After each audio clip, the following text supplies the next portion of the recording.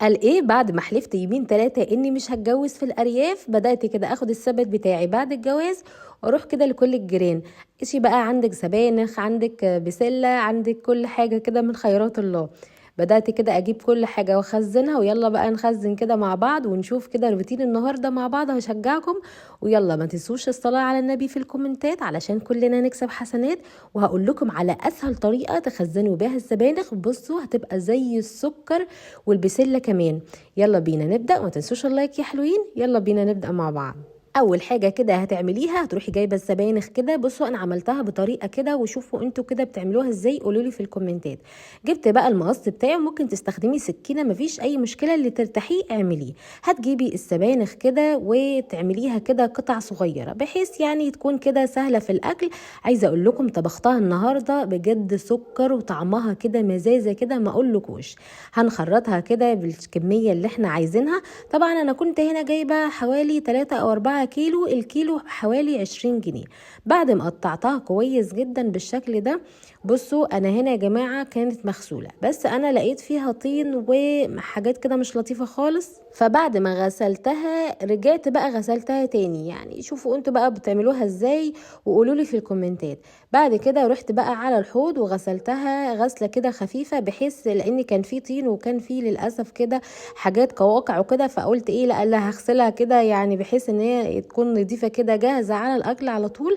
بحطها في اكياس يعني، وتبقى كده على الاكل على طول. في ناس بقى بتعملها عكس كده خالص. قولوا لي بقى انتوا بتعملوها بانهي طريقه. بعد ما غسلتها كده حطيتها كده على جنب علشان تصفي الميه بتاعتها. بعد بقى لما تصفيها كويس جدا بقى، وهنروح بقى نخزنها. يعني بصوا اسهل من كده مفيش.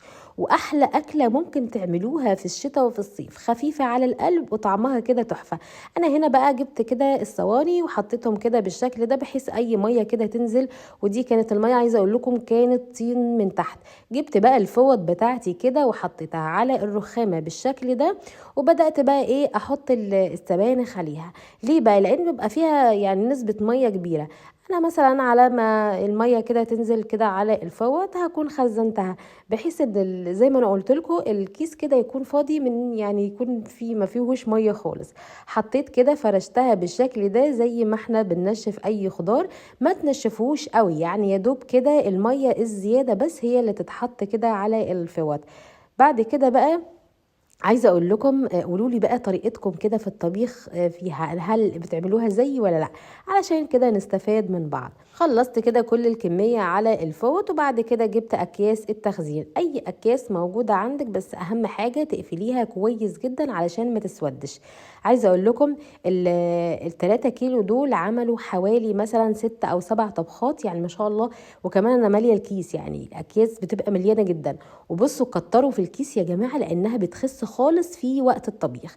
يعني بمجرد ان انت تحطيها كده على في الحله مع الطبيخ هتلاقيها بصوا يعني صغرت خالص. فانتوا تكتروا. انا هنا خلصت كل الكميه، بسم الله ما شاء الله، حاجه كده تحفه وبتتعمل في ثواني. مفيش اسهل من كده، ومفيش اسهل من تخزين السبانخ، وبتنفع في اي وقت. تعالوا بقى على طريقه امي كده، هقول لكم ازاي نخزن البسله في وقت يعني نص ساعه كده. بعد يعني ما تفصصيها طبعا هتعمليها بكل سهولة، من غير بقى كربوناتو ولا ملح ولا يعني مية ساقعة ولا سخنة. هتعمليها كده بكل سهولة. عايزة اقول لكم في نوعين من البسلة، البسلة الناشفة والبسلة الناعمة. انا ما كنتش عارف بصراحة، بس بيقولوا ان البسلة الناعمة دي بتبقى مسكرة، والتانية بتكون يعني الخشنة دي بتكون اول زرعة او اول حصاد زي ما بيقولوا، والناعمة دي بتكون لسه جديدة. تعالوا بقى نشوف بقى البسلة بتاعتنا كده ونفصصها كده. لو انتي مثلا جايبة بقى يعني كمية كبيرة، خلي جيرانك كده يقعدوا معاكي، لان هي بتاخد وقت بصراحة. انا عملت كده شوية كده على رخامة، بعد كده قعدت بقى بالباقي، وخليت بقى العيال يعملوا معايا يعني. بعد كده بقى جبت الجزر. عايزه اقول لكم ما تحطوش بطاطس خالص لانها ممكن تسود. هاتوا بقى جزر، ولكل مثلا 3 كيلو بسله هاتي كيلو من الجزر وهتقشريه. وعايزه اقول لك بيبقى تحفه مع البسله. في ناس بتعملها برضو من غير اي حاجه خالص، وبرضو بتبقى مسكره. عايزه البسله بتاعتك تكون مسكره، حطي كده معلقه سكر لو مش بلدي او مش مسكره.